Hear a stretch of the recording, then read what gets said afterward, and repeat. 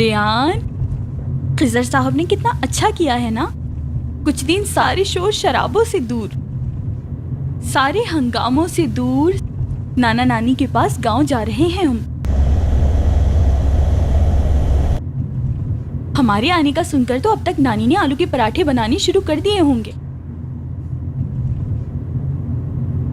अब तक तो पूरे घर में आलू के पराठे की खुशबू फैल चुकी होगी। रेयान,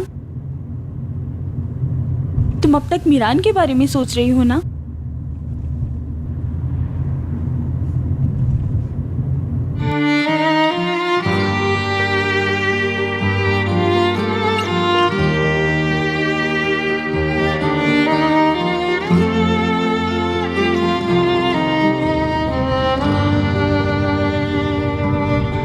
अपने पीछे सब कुछ छोड़कर जाना कितना मुश्किल होता है ना।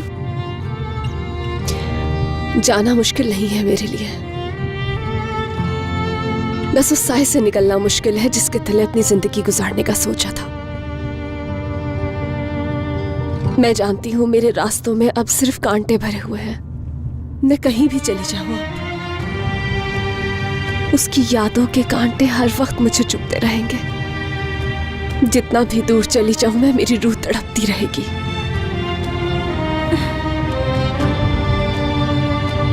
मेरी बहन, कैसे उन लोगों ने तुम पे इतना जुल्म किया होगा। मैं नहीं जानती थी जिसे मोहब्बत समझ रही हूँ वो जख्म बन जाएगा।